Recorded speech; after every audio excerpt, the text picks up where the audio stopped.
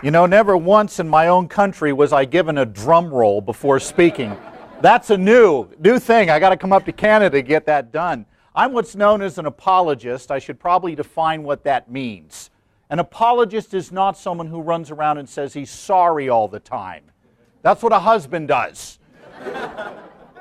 An apologist is someone who makes a case for what he or she believes, and I will not hide my cards today.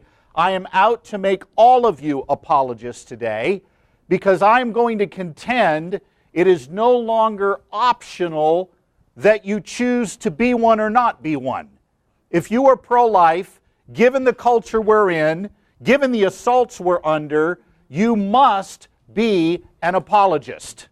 And that is someone who graciously and yet persuasively makes a case for the pro-life view in the context where God, in His infinite sovereignty, has placed us in this time in world history. And my contention today is, you're an apologist, whether you want to be or not. The question is, what kind of apologist are you going to be? And we're going to help you be a good one. When my son Jeff graduated from high school in 2009, I took him to the beaches of Normandy, France for a little bit of a father-son bonding trip before we sent him off to do his first year of college. And we went specifically to Omaha Beach. And we went to Normandy there, jumped in a tour van where it was my son and I, the two Americans, 8 Canadians, and 2 Germans. So it was quite a mix to go to Normandy with. And there we were at Omaha Beach, and as we went through the American cemetery there, and we'd gone to Sword and Juno beaches as well as Gold Beach. And as we were there, my son said to me, "Dad, let's go out into the water and wade back into the beach the way our own guys would have done on June 6th. Now, how many of you saw the movie Saving Private Ryan? Many of you seen that movie? A fair number of you. If you want to know what happened at Omaha Beach, watch that movie.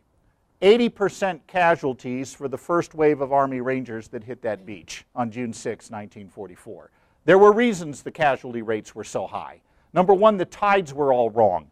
The guys were told they were jumping off boats into water waist-high deep. They were jumping off into water 20 feet deep, 30 feet deep, and they were carrying 100-pound packs. They went straight to the bottom, many of them, and drowned before they even got a shot off.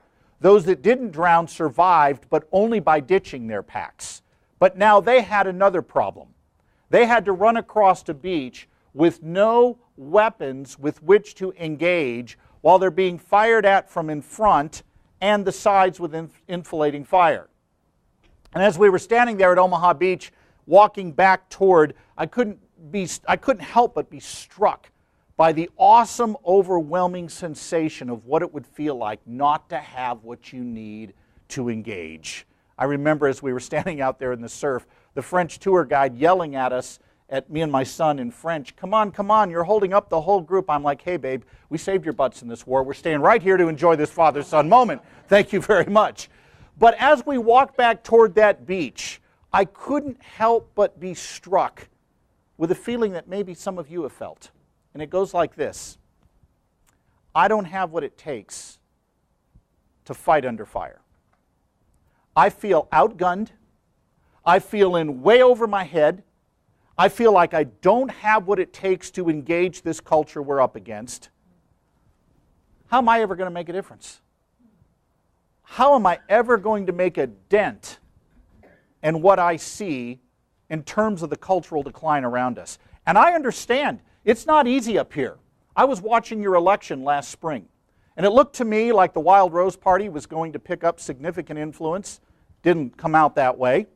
But one of the things that turned everything is when Allison Redford made conscience rights for physicians a big deal, and you know this. Look what she did. She made it a centerpiece of her campaign that doctors could be forced to engage in practices, medical personnel could be forced to engage in practices, and here's how she did it. She did it under the banner of tolerance. I'll read you what she said. She said, I'm amazed we're having this conversation, meaning the conversation about whether or not doctors were free to refuse to be involved in abortion business. She said, I'm amazed we're having this conversation because all Albertans want to live in a place where we respect each other and celebrate diverse ideas. I certainly respect people's personal beliefs, unless, of course, they're not her beliefs. Yeah, that's what you're up against. But it gets even worse. It's not only at the political level, it's the academic level. You may be tempted to think, we're outgunned beyond what we could even imagine right now. David Boonin teaches philosophy at the University of Colorado, Boulder. He's written the most persuasive book defending abortion. It's called A Defense of Abortion, and I actually commend it to your reading. And the reason I commend it to your reading is not because I agree with his conclusions, but if you want to read the very best the other side has to offer, he's it, by a long shot. No one comes close. He is not at all a flamethrower. He is not at all a guy who calls his opponents names. In fact, he's friends with the leading pro-life philosophers in the world today. He engages their articles. In fact, he wrote a stunning endorsement of one of the most persuasive pro-life apologetics books, Chris Kazer's book, The Ethics of Abortion. And he and Boonin endorsed that book, saying this guy really gets it. And by the way, Kazer just destroys Boonin in his book. But Boonin had the intellectual credibility to say, hey, this guy's really got it together. But Boonin is hugely popular in academic circles throughout the world. And I want to read you a stunning passage from the opening chapter of his book that gives you a little taste of where we're going. Are you ready? Keep in mind, I'm reading here from the guy I consider to be the best defender of abortion rights in the world. He writes this: on my desk in my office, where most of this book was written, meaning his book, A Defense of Abortion, there are pictures of my son Eli. In one picture, he is gleefully dancing along the sand in the Gulf of Mexico, with a cool ocean breeze wreaking havoc with his wispy hair. In a second photograph, he is seated in the grass in his grandparents' backyard, still working to master the feat of sitting up on his own. In a third photograph, he is only a few weeks old, clinging firmly to the arms that are holding him and still wearing the tiny hat for preserving body heat that he wore home from the hospital. Through all of these remarkable pictures, there is no doubt in my mind that they depict the same little boy. Now, I want you to listen carefully to what he says next. He says, in the top drawer of my desk, I keep another picture of Eli. This picture was taken 24 weeks before he was born. The sonogram image is murky, but it reveals clearly enough a small head tilted back slightly and an arm raised up and bent, with a hand pointing back toward the face and the thumb extended out toward the mouth. There is no doubt in my mind that this picture, too, shows the same little boy at a very early stage in his physical development. And there is no question that the position I defend in this book entails that it would have been morally permissible to end his life at that point. Did you catch what he just said? Let me put it for you in real plain language. David Boonin looks all of you in the eye that are pro-life. He said, I'm going to concede your premise that you are identical to the embryo you once were. And I'll kill you anyway. You didn't evolve from a fetus. You once were one. My son Eli, the embryo, my son Eli, now, same being. He wasn't a blob of tissue back then. He was the same little boy. And I would kill him anyway back then. Why? Here's the answer Boonin will give, and we'll analyze this in a little bit. Because until you as an individual human being have organized cortical brain function capable of sustaining a desire to go on living, you're not harmed if you're killed. And it's not being human that grounds your value, it's having a desire that grounds your value. And since embryos and fetuses do not have the developed hardware to sustain a desire for anything that can be immediately exercised, they therefore do not have a right to life, and killing them is not wrong. Now, some of you might be thinking, all right, I haven't met anybody up here that puts it exactly the way David Boonin does. And you're right. But you know who you have met? You've met people who've bought into the worldview that when it comes to moral truth on an issue like abortion, you should no more claim your view is true with a capital T than you would if you were talking about ice cream. Seen this bumper sticker before? Don't like abortion? Don't have one? Notice what that does to the nature of the abortion debate. Changes it from an issue of right and wrong to an issue of likes and dislikes, as if we're talking about dessert preferences. Before we moved from Los Angeles to Atlanta 10 years ago, I had my youngest son Michael at the park, and I was pushing him on the swing, and he was, I think, 5. Yeah, he was 5 at the time, almost 6 actually, pushing him on the swing. And actually, that was 11 years ago. I'm losing track in my old age. But anyway, pushing him on the swing roughly back then. And a well-dressed woman put her daughter in the swing next to Michael, and she asked a question I dread hearing whenever I'm out having fun and not out speaking. She said, "What do you do for a living?" "I talk about controversial stuff. I don't like to argue with you when I'm at home. I want to coach baseball with my kids or take my wife to lunch. I don't want to fight with you." So she said, "What do you do for a living?" I said, a cop-out answer, "I do lectures on bioethics. Nobody ever asked me what that is." She said, "Do you talk about abortion?" "Yeah." Then she said something I'll bet some of you have heard. "I don't like abortion. I think it's bad." What do you think the next word out of her mouth was? "But I'm glad it's legally permitted because I don't think it's my place to impose my personal views on others." Very graciously, I said to her, "Can I ask you a question? Why are you personally opposed to abortion?" She didn't hesitate. She said, "Well, everybody knows it kills a baby." Then very gently again I said, "Can I repeat what you just told me? You personally oppose abortion because you say it kills a baby, but you want it to be legal to kill babies?" There was stunned silence while she pushed her daughter for a good 12 seconds at least. And to her credit, she turned to me and said, "You're right. That is what I'm saying, and it doesn't sound pretty when you take the spin off it." She'd bought into the notion that when it came to moral truth on an issue like abortion, you should no more claim your view is true with a capital T than you would if you were talking about ice cream. Greg Kokel is right. Our culture doesn't know the difference between a claim about ice cream and a claim about truth. That's the world we're in. That's the beach you've landed on. That's your Normandy. That's your Omaha Beach. And if you think I'm kidding, go stand in the middle of the University of Alberta with a sign that reads, "The pro-life position is true and all other worldviews on the matter are false." Will you be tolerated? No. And you know what will get people angry? They won't challenge you factually on the nature of abortion. You know what they'll challenge you on? That you claimed to be right in the first place. So how do we, as pro-lifers, despite this staggering opposition we face, how do we make our case on that kind of turf? And I want to give you the 3 questions you need clarity on. Now here's the good news. You do not need a PhD in philosophy. Although Jonathan and I are going to spend the night together talking philosophy because my graduate degree is in Christian apologetics, and he's a philosophy of religion guy, and I could spend a lot of time picking his mind. But I'm not going to do it. I'm going to let him enjoy his night at home. You can watch the Oilers tonight and not worry about it. But are they playing tonight? That's the question.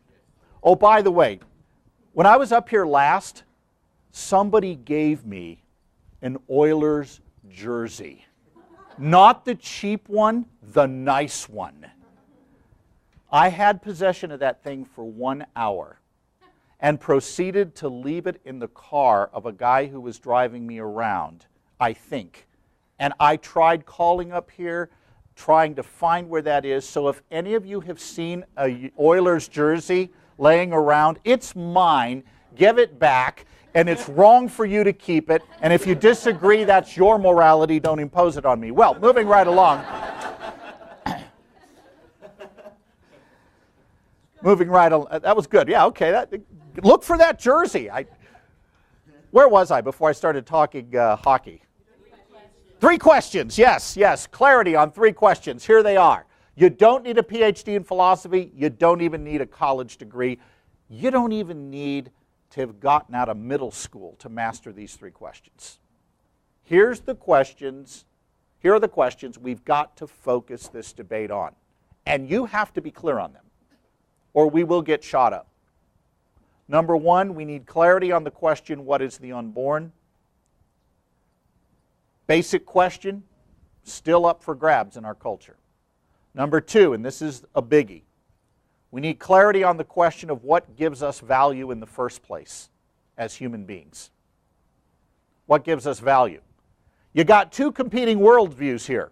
You got David Boonin arguing you're valuable for what you do functionally, meaning you have an immediate exercisable desire that you are able to deploy.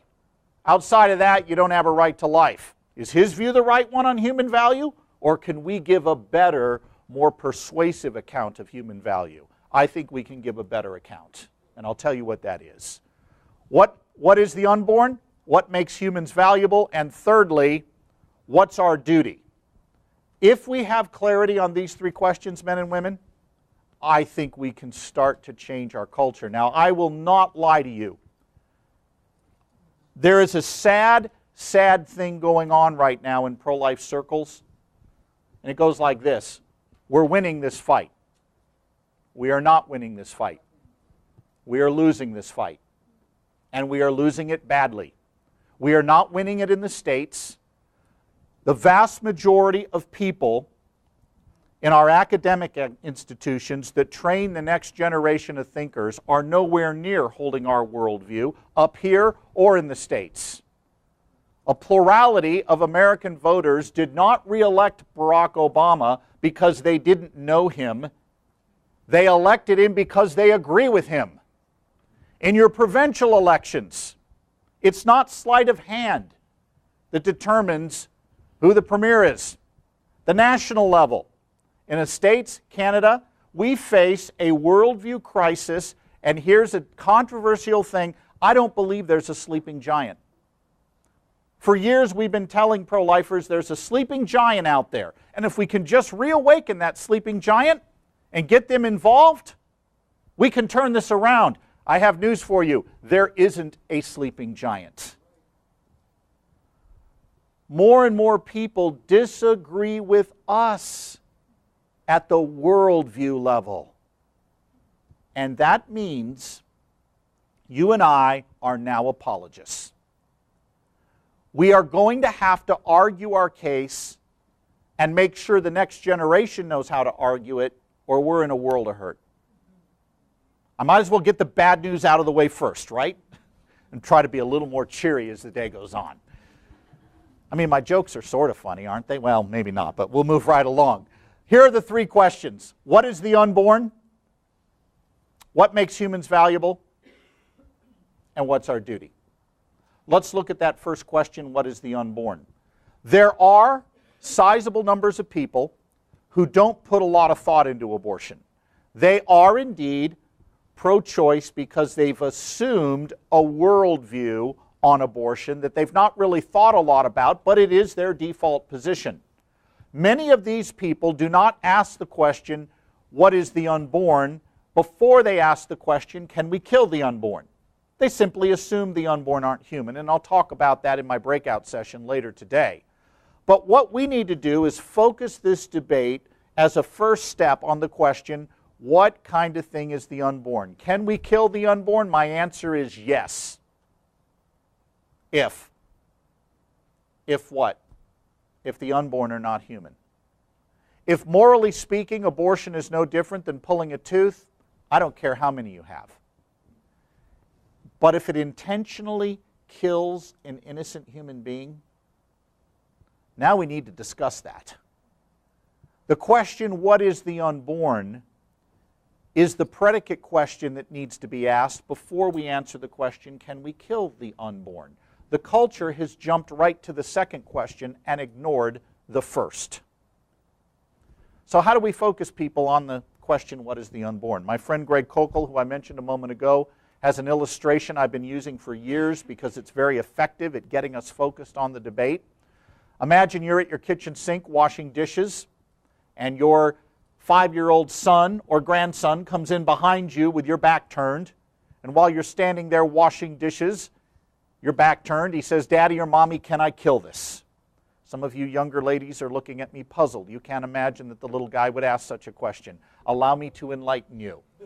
I have been married for 28 years, as of 2 weeks ago, to the most glorious woman in all of Christendom. We have a son, 23, in the U.S. Army, just got back from Korea after a year deployment there. A son, 22, in the U.S. Army, just got back, thank God, from Afghanistan alive.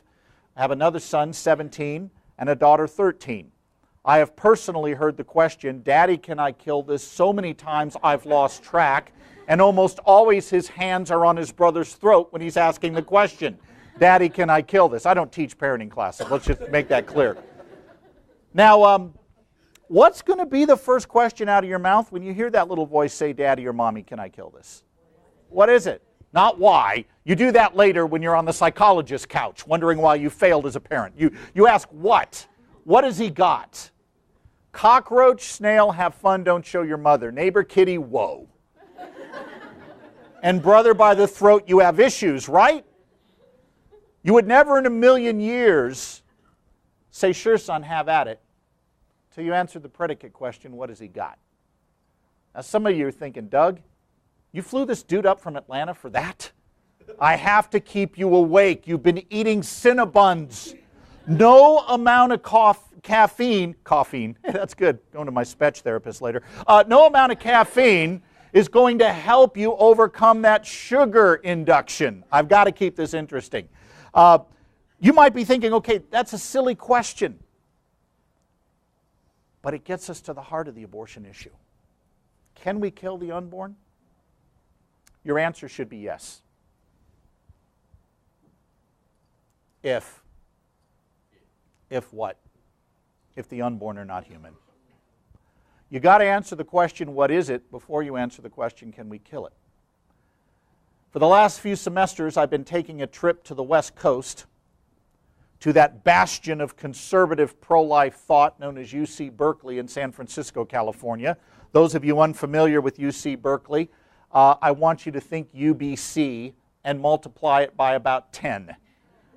Go about 10 steps to the left of UBC, and you've got UC Berkeley. In fact, I think a lot of the professors at UBC got their genesis at Berkeley.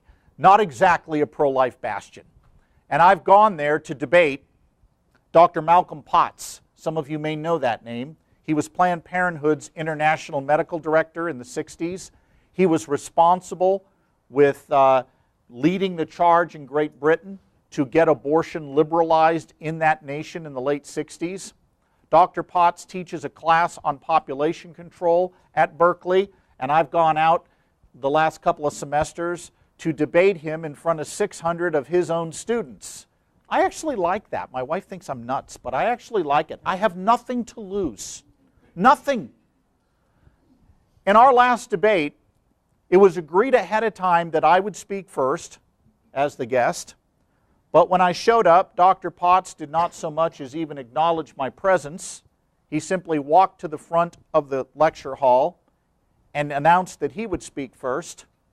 He had 20 minutes to make his opening remarks. He took about 3.5 to 4 minutes. And he said the following: "Scott is here today to tell all of you young ladies that he knows what's best for your lives in terms of your reproductive choices. Scott wants to take his particular theological perspective and force it on all of you, whether you agree with him or not. But what I find most arrogant about Scott is that he thinks he's right." Yeah, some of you are already beginning to see where this is going. He arrogantly thinks he knows the answers to the questions of when life begins and what the unborn is. And he said nobody knows the answers to those questions. People disagree. And if experts disagree, who is Scott to claim to know? Does Scott have a degree in embryology? I do. There are no absolutes in embryology, said Dr. Potts. and sat down. In my opening 20 minutes, I did what I have done in other debates. I said the following. Men and women, I'd like to thank Dr. Potts for his warm welcome. No.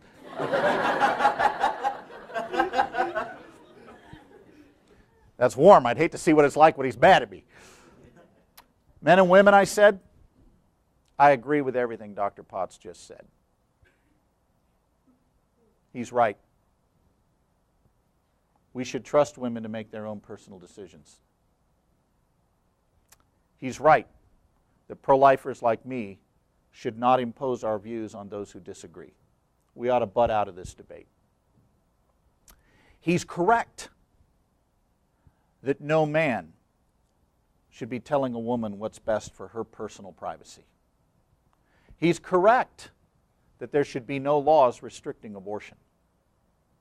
I agree with him completely. He's right. If. And at that moment, the two pro-life girls in the class passed out. As did a few of you almost. If what? If the unborn are not human. And if Dr. Potts can use science to demonstrate that the unborn are not members of our species, and philosophy to show us that even if they are, we have no duty to value them, I'll concede this debate. Because I'm more committed to truth than I am ideology. In fact, I told that audience, I'm vigorously pro-choice on women choosing their own health care providers, which is more than our president is for, own health care providers. I don't know if you heard the news last week that Barack Obama was caught lying about you being able to choose your provider and keep your health care. This is going to be a major crisis, by the way, so keep that in mind. When I said our president, I meant mine. Don't think I was assuming he's yours. I don't think that would go over so well.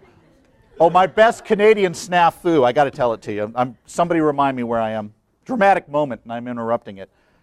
One time at a Canadian conference with all pro-life college students there, I said abortion is illegal in all 50 states, including Canada. I meant to say and in Canada, but got carried away. So no, I do know the name of your prime minister, and I think Trudeau's a good guy. Anyway, let you harp on that for a while. I'm sorry, I couldn't resist the pun. See, I'm drinking this stuff too, you know. It's. I agree with Dr. Potts. He's right. If what? If the unborn aren't human. And if Dr. Potts can use science to demonstrate the unborn aren't human and philosophy to show us that even if they are, we have no duty to value them, I'll concede. Now, do you think Dr. Potts took me up on my challenge? Here's what he said. He walked up to the podium, stomped his foot twice. He stomped his foot once the first time, twice this time. Said, I'm only going to take 2 minutes to make my rebuttal, and I expect Scott to take only that much time too. No, sir, I will take my full allotment of time. Thank you very much. He stamped his foot, said this, there are no absolutes in embryology. People disagree. Same thing he said in his opening, and then sat down basically. Here was my rebuttal. Now, well, let me just paraphrase the problem here. You don't need to be a rocket scientist to see the problem with Dr. Potts' response, do you? How does it follow that because people disagree, nobody's right? Did people once disagree on whether the earth was flat or round? Did it mean there wasn't a right answer? Did they once disagree on whether slavery ought to be permitted in the Western world? Yes. Did it mean there wasn't a right way to think about that? Hadley Arkes, famous philosopher at Amherst University, puts it real well. The absence of consensus does not mean an absence of truth. But notice the other problem with Dr. Potts' exchange. We don't know if the unborn are human. Well, if that's true, should we be killing the unborn? If you're driving home from this conference and you see what looks like an old coat in the road, are you going to run it over? No, you're going to err on the side of caution. If you're out hunting and you see bushes rustling, as Ronald Reagan once observed, are you going to open fire if you don't know if it's the deer you've been after or your best friend? No, you're going to err on the side of caution. This is the problem with our world today. It wants to avoid the question, what is the unborn? Just gloss right over it. We can't let them do that. Would Dr. Potts in a million years argue it would be okay to kill 2-year-olds in the name of trusting women to make their own decisions? So why does he do that on abortion? Because he's assuming what about the unborn? That they're not what? Human. He'd never give that argument if we were talking about 2-year-olds or teenagers. Though some of you might go for that teenage option. Now, how do we flush this out into the open? How do we flush it out into the open to force people to deal with this question, what is the unborn? I know there are those who concede the point like David Boonin. I'm going to get to them in a moment, but there's vast numbers of people who just want to ignore it. So how do we flush this assumption out into the open where we can deal with it? You use a little tactic we've called trot out the toddler. You know what's great about it? You aren't even arguing for your view yet. It puts all the work on the other person that you're chatting with to carry the heavy labor of defending his view. And all you're doing is asking questions to get started. By the way, how many of you would love me immensely if you knew that everything I was telling you in this first session was written out for you online in notes, and I will make it available to you? Would that suddenly, okay, I've got half of you going, yeah, that's, the rest of you know that guy's jokes are just too bad. We're not going to love him no matter what he does. So, but for those of you that would like them, I will have them available. Doug is, where's Doug? I just saw him. The man who brought me here has ditched my seminar. John, can you check with Doug at some point to see if there's a website for the group? And if there is, I'll see to it that those notes. Okay, you do. I'm going to email those notes and we'll post them on your site if you'd like. Great. So here's the question I want to get to here. No one is going to argue that we can kill toddlers, teenagers, or adults in the name of choice and who decides. We've got to flush the assumption out into the open about the unborn. Trot out the toddler puts you in the driver's seat. You don't have to defend anything. So next time someone says to you a reason why abortion ought to be legal, here's what I want you to do. Don't panic. Simply ask yourself this question. Would this be a good argument for killing a toddler? If the answer is no, the person's assuming what about the unborn? That they're not what? Human. So here's how it would work. Someone says to me, well, how come you don't trust women to make their own decisions? I'm not going to worry about appearing nice and trusting women. I'm just going to very graciously say, I have a 2-year-old in front of me. That will be the first thing I say. I have a 2-year-old in front of me. His parents want us to trust them to do whatever they want with him, including rough him up in the privacy of the bedroom. Should they be allowed to do that? The answer from your critic will be what? No, you can't do that. Your reply, 2 words. Why not?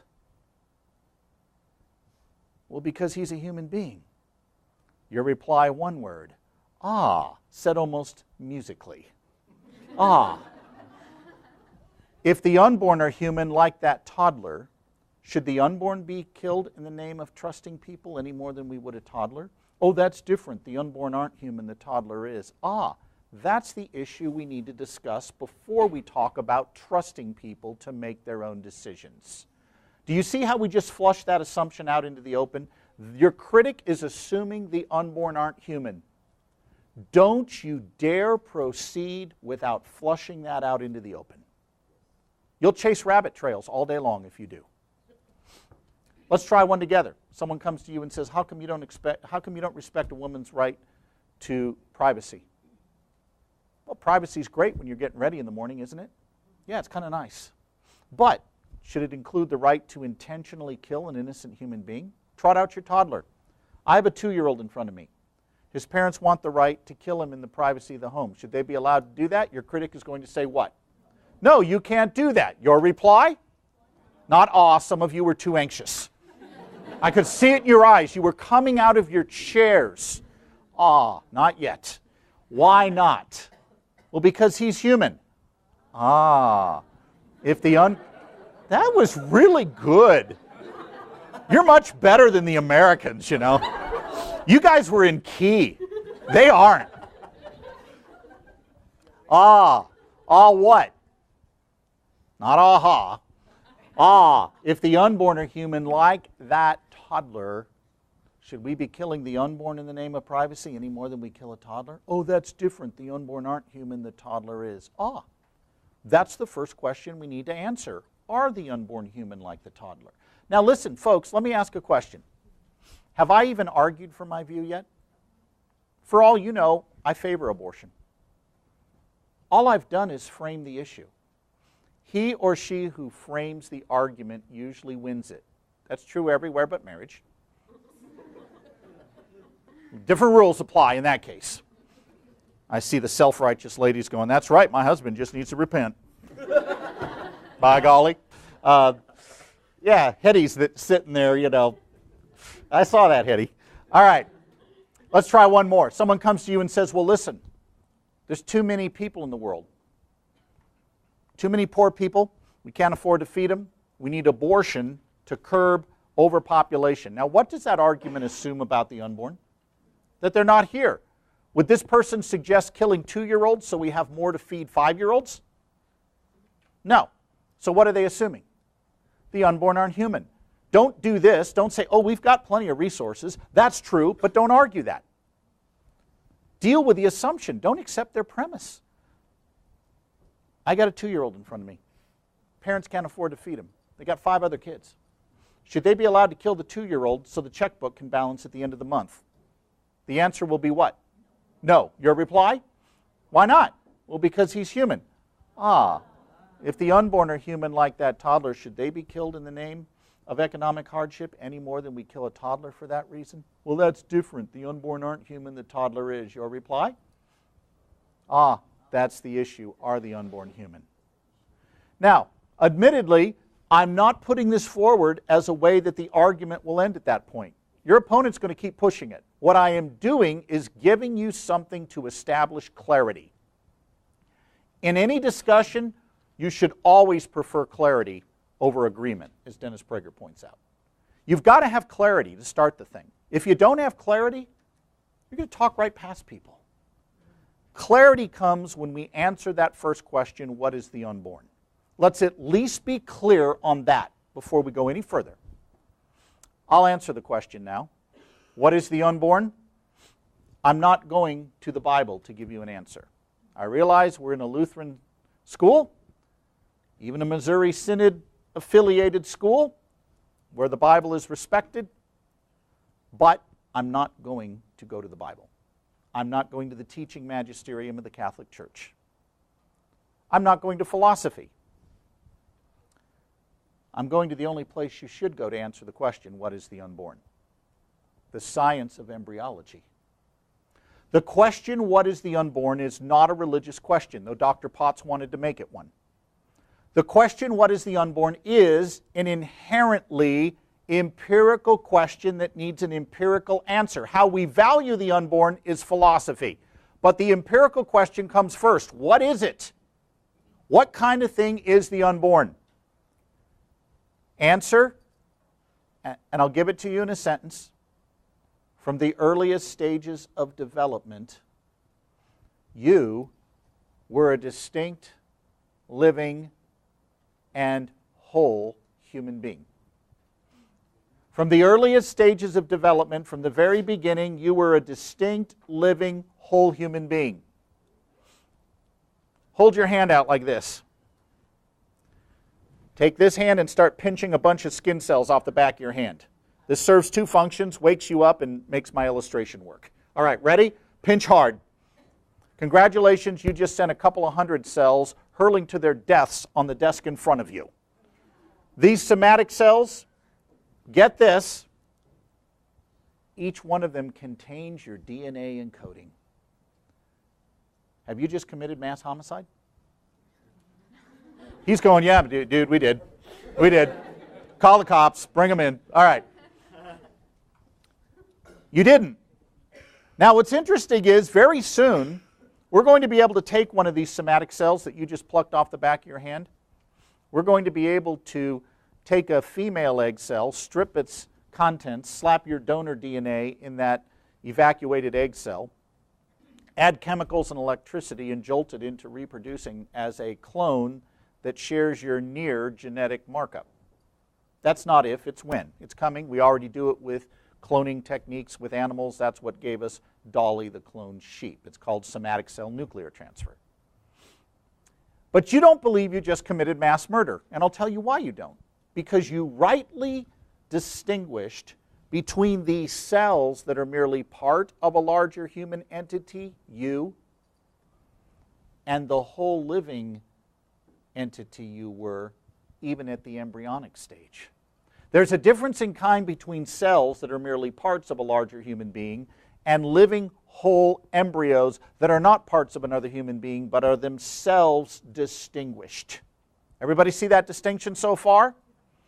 That's what we've got to make clear to people at the scientific level. Now, there's going to be people who don't accept this, and I'll give you a couple of objections. They'll say things like this. Well, how can that be a complete, living, whole human being when that embryo can split into two? Twinning can occur. Twinning can occur sometime between 14 to 28 days.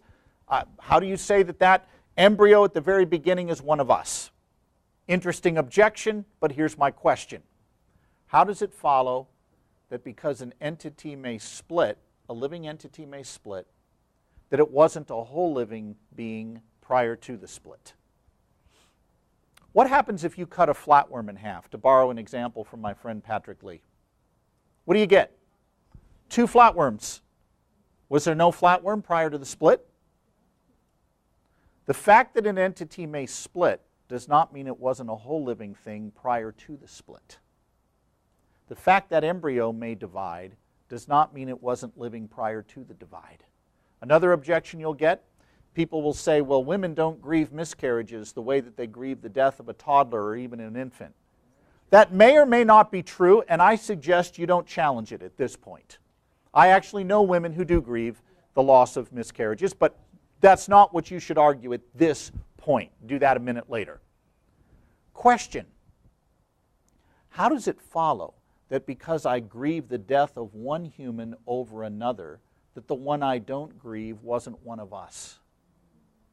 If I got a text message indicating that one of my own children died while I'm up here lecturing, am I going to grieve that news more than hearing that 600 children died today in third world countries from malnutrition? I am, aren't I? Does it follow those children are less human than my own? No, it just means I have an emotional attachment to them that is far deeper than those kids I don't know. It doesn't follow those other kids are not human. Third argument you'll get. Well, nature's the biggest abortionist. Why, up to 2/3 of all conceptions spontaneously abort. Nature itself, or your own Christian God, is causing the vast majority of abortions. Therefore, since your God is sovereign, He seems to be in the abortion business. Why are you opposing it? This is a classic example of the is-ought fallacy. How does it follow that because nature spontaneously causes a miscarriage, that A, the embryos in question were not human, or B, we may intentionally end their lives? Earthquakes in third world countries cause millions to die. What was that earthquake? Actually, let's use the tsunami example. That one in, there was one in Indonesia and one in Japan. Both of them caused horrific losses of life. Does it follow that because nature causes people to die, mass murder is justified? This is a silly argument, but it's one we get a lot. A third one, fourth one actually, people will use the famous burning research lab example. This building is on fire. In that corner over there is a newborn. In that corner up there is a vial full of frozen embryos. You only have time to save one or the other. Which one are you going to save? Well, we're all going for the newborn. And our critics then say, see, even you don't believe these embryos are fully human, because if you did, you would at least consider saving the embryos. All right? Question. How does it follow that because I choose to save one human over others, that the ones left behind are not fully human? This building is on fire. I can save all of you or my 13-year-old daughter, Emily Rose. Who's going to fry? All of you.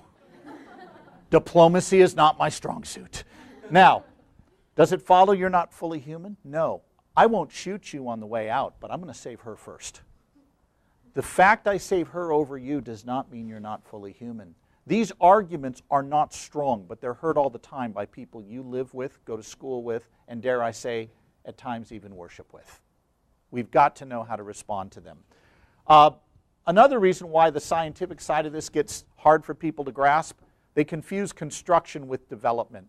Philosopher Richard Stith has a great way of illustrating this. He said your average person, for example, Michael Kinsley, journalist, has written and argues that embryos are mere clumps of cells. They're just thrown together parts of bodies. That's false. Embryos are not constructed part by part. They develop. And he uses a great example. He says, imagine you're at the Corvette factory watching a car be put together piece by piece.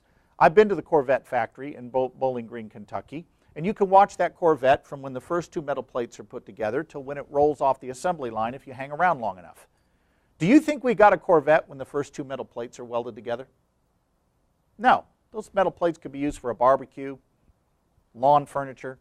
How about when the frame is added in the suspension? Help me out, guys. Are you tempted then? How about when the powertrain is added? Engine, tranny, that guy's going, now we're getting close. How about when the body's attached to the frame? More people nodding. Some of you skeptics are going to hold out till the wheels touch the ground. That's okay. Here's my point. Nobody here thinks you got a Corvette when the first two metal plates are put together, and rightfully so. But men and women, when you were an embryo, you did something no constructed thing like a Corvette ever did. You developed yourselves from within. There wasn't an outside builder putting you together piece by piece. You know how God engineered human reproduction? So he engineered it so that from the very beginning, that living embryo drives its own internal development. The mother's not the one in charge of the development at that point. The new human entity is. No Corvette ever pulled a stunt like that off. No Corvette ever crawled off the assembly line of its own power.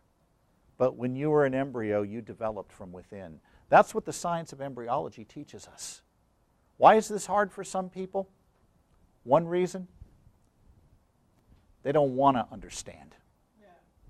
It's ignorance sustained by denial, as Greg Cunningham puts it. How do we reach those people? Answer, you give them a chance to view what's actually at stake in the abortion debate. If you saw the movie The Passion of the Christ, can I see your hands? I think that's just about all of us.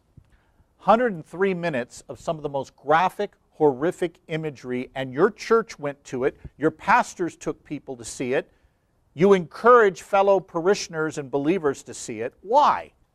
Because you reasoned, and your pastoral leadership reasoned, that unless people saw what our Lord went through, they wouldn't connect with his passion the way they ought to. I happen to agree with that. The abortion issue is no different. There are people who will continue to think of it as a personal preference issue until they see it. And I know there's controversy in the pro-life movement about using visual aids. You got one group that says use them all over the place. Got another group that says we shouldn't use them at all. I think there's a third alternative. Use them well. And when they're used well, they change hearts and minds in a way that no words ever could. I'm going to show you a very short 55-second clip that I showed at my debate with Dr. Potts. We show it at Catholic and Protestant high schools all across America when my speaking team goes out into schools.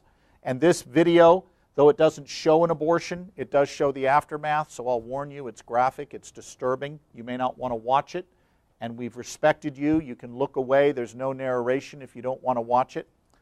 Secondly, this clip is so short that looking away will not be burdensome to you. I promise you that.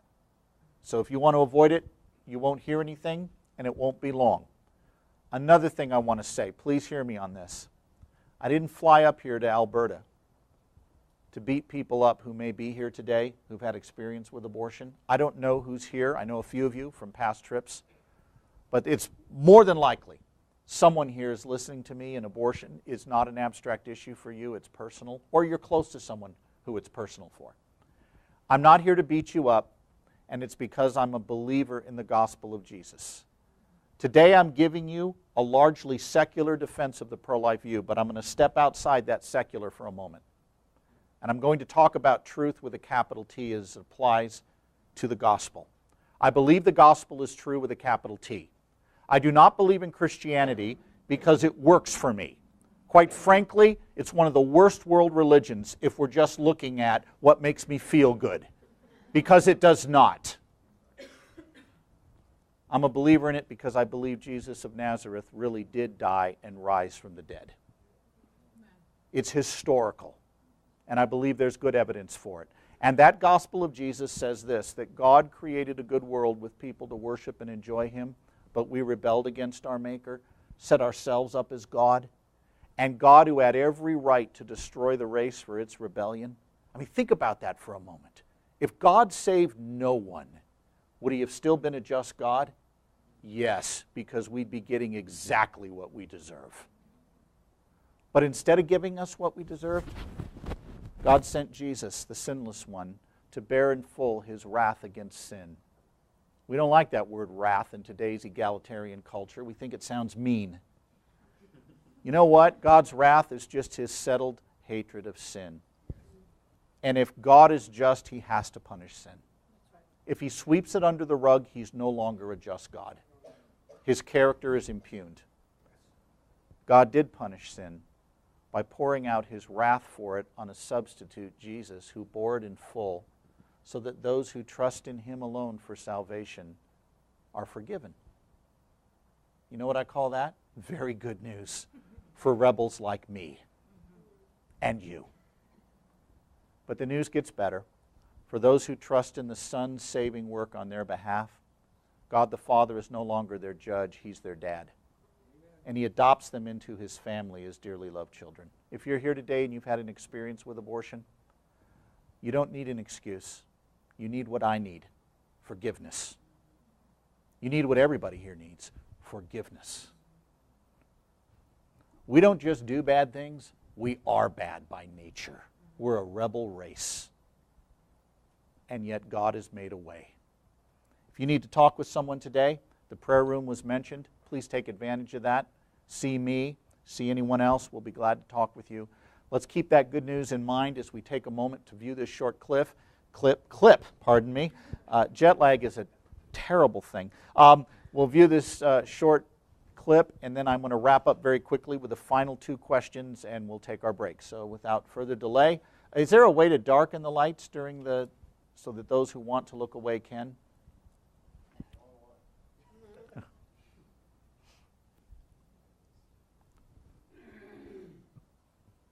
Oh, you know what? It's up to me to start this thing. Yeah, go ahead and make the room completely dark so I can't see what I'm doing. Uh-oh.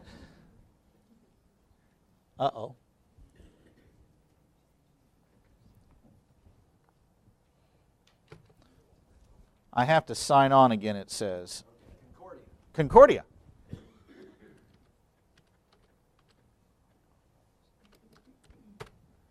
It still doesn't like me. Did I have to use uppercase? You shouldn't. My spelling's just bad.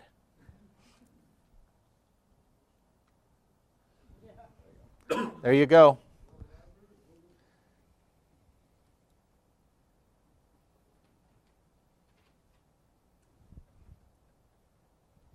I have the hourglass, so it will go. There we go.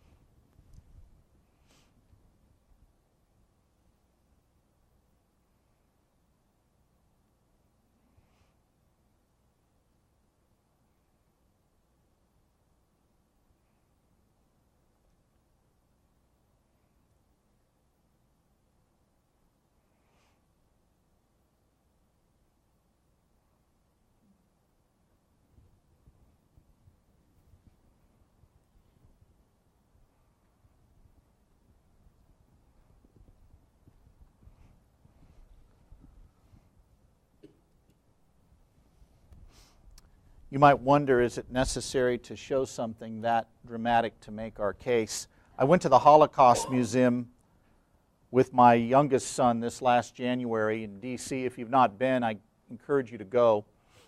And of course covers what happened in World War II with the Jews and Poles. And when you start the tour of that museum, you start on the 3rd floor, and they walk you by a plaque where there's this engraving and a picture of Dwight D. Eisenhower, the Supreme Allied Commander in World War II. Dwight D. Eisenhower is saying to the journalist he's talking to that he has just seen something that goes beyond anything he could describe. It's interesting, the backstory to that. For months, a Jewish aide to Eisenhower had bugged him to go see one of the Nazi death camps, and Eisenhower didn't want to hear of it. He was just not interested, felt it was not important, felt he had more important things to do, and personally wasn't even sure it was really as bad as the stories were. Finally, this Jewish aide pestered him enough to where, just to get the guy off his back, Eisenhower jumped on the Jeep and went out to Ohrdruf, one of the most notoriously awful camps. Eisenhower got out of the Jeep. The stench overwhelmed him, and after he ducked behind a building and finished throwing up, he came back to his aide and said, "Get every American commander on the phone you can get within 50 miles of this place. I'm told the American soldier doesn't know what he's fighting for. When he sees this, he'll know what he's fighting against." That Jewish aide had to have the courage, men and women, to confront the Supreme Allied Commander about his unwillingness to look at a really awful thing. And it raises the question of whether we have the courage to confront gently but firmly our leaders in our parishes and churches who may also not want to look at this but need to. If that Jewish aide had the courage to confront the Allied commander, I think we can have the courage to confront our local spiritual leaders, gently but firmly. All right, I wrap up with these last 2 questions, and then we're going to take a break. What makes us valuable? I will unpack this more in my second session, or my breakout session, but here you go. You know the answer if you're a Christian. You have value because you bear the image of God. But what about a secular world that doesn't accept that answer? How do you reach them? Here's a way you do it. You ask a very simple question. Do you have value and a right to life? When the person says yes, which they almost always do, you follow up with this question. What difference is there between the embryo you once were and the adult you are today that would lead us to believe you had no value then and could be killed, but you do have value today and can't be? Stephen Schwartz writes, there's 4 differences between the embryo you once were and the adult you are today, and none of those 4 differences is a good reason for killing you. He cites a difference of size, level of development, environment, meaning where you're located, and degree of dependency. Think of the acronym SLED, which many of you have heard before. Size, level of development, environment, degree of dependency. Let's quickly review why none of those are good reasons for saying you could be killed then as an embryo, but not now as an adult. Size, you were smaller as an embryo than you are today, but as a matter of principle, since when does body size determine value? Men are generally larger than women. We don't think men deserve more rights than women simply because they tend to be larger. What about your level of development? You were less developed as an embryo. There's your L for that acronym. But how does your level of development dictate value?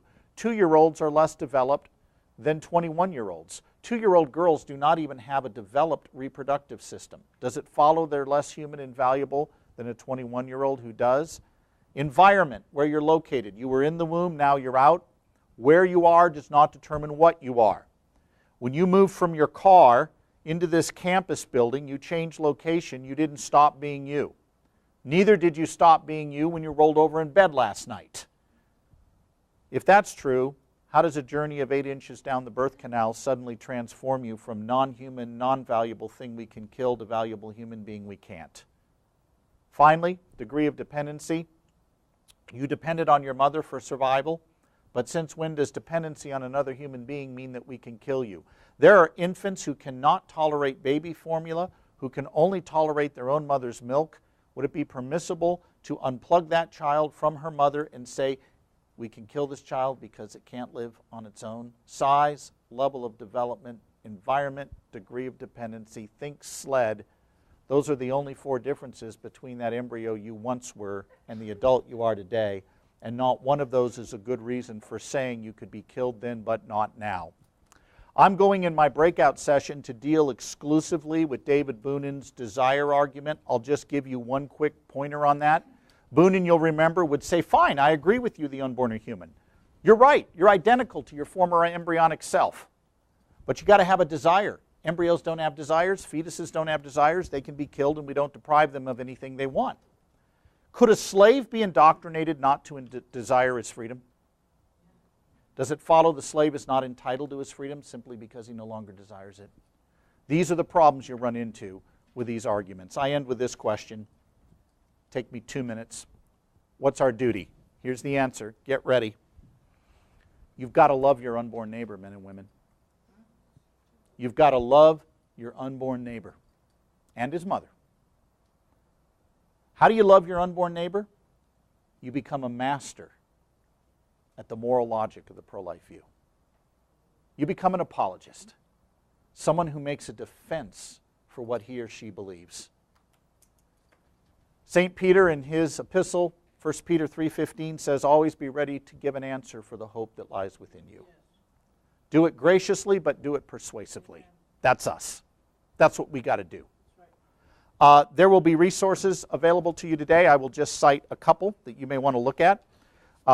We have a 3-pack here. I managed to get them into Canada. I've actually had trouble getting my books into Canada. I'm up front. I don't lie about having books, but once I got stopped because of the title. It didn't happen this time. They're a little friendlier here than they are in Ontario. But you know that, don't you? Yeah. Wouldn't it be great if we could just cut off everything east of Alberta here? Well, we might let Saskatchewan stick around, you know. I got a friend who's an MP there. We'll let him stick around. But anyway, we have a 3-pack available for you. My book, The Case for Life, my book, Stand for Life, co-author with John Enzer, great for students, and a DVD where you see me teaching 2 one-hour-long sessions on pro-life apologetics, which include that video you just saw. You can get all 3 of these for $30. They'll be available. If you're a student and you're short on money, see me. We'll work something out with you, okay? Do we have time for questions, or did I shoot past my... We have 3 minutes. 3 minutes. Okay. See, I deliberately kept the questions limited. You escape that way. No, go ahead, ma'am.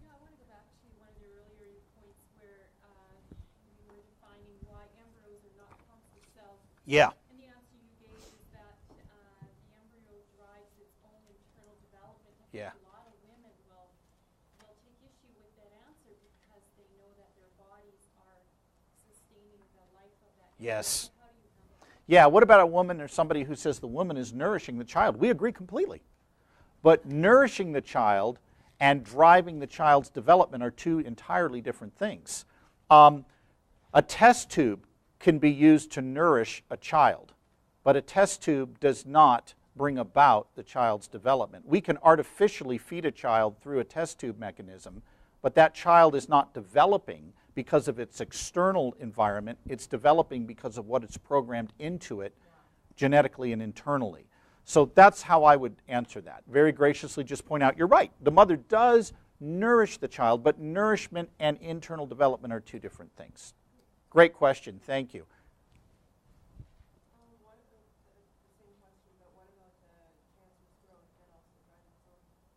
Yeah.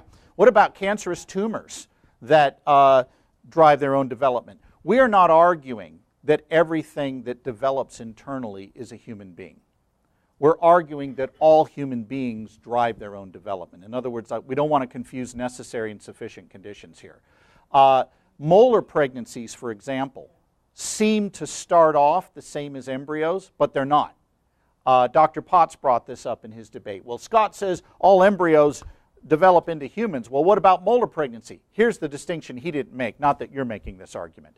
But Dr. Potts failed to point out that molar pregnancies, these are tumors that appear to have genetic material in them, but they are not organized to the level of a living organism. Everybody with me so far?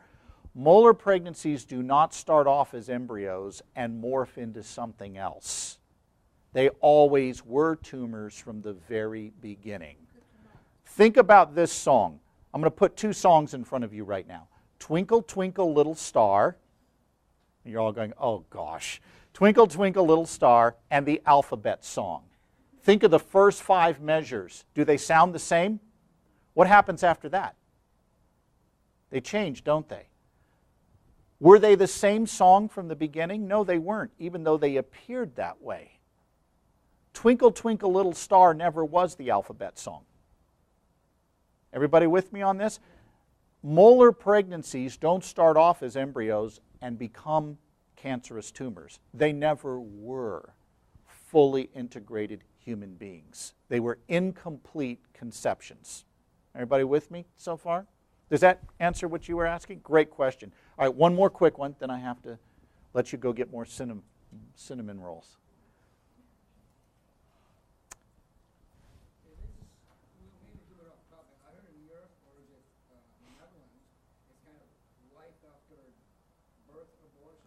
Yeah. Post-birth abortions, they're calling them. Yeah. You mean the post-birth abortions they're talking about in the Netherlands? Yeah. Yeah. Well, what we're talking about is nothing short of infanticide, where we're killing infants that are born. And the rationale, now it's interesting the rationale that's being given for this. The rationale goes like this, and see if you agree with it. There really is no essential difference between fetus and newborn. Do we agree with that as pro-lifers? Yes, we do. Peter Singer is right. Fetus is not self-aware. Newborn isn't self-aware. His conclusion? Kill both. Our conclusion?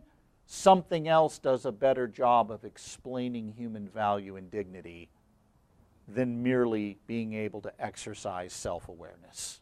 And we'll talk about what that is before the day is done. All right, we are out of time, so you tell us where we go from here. Yes.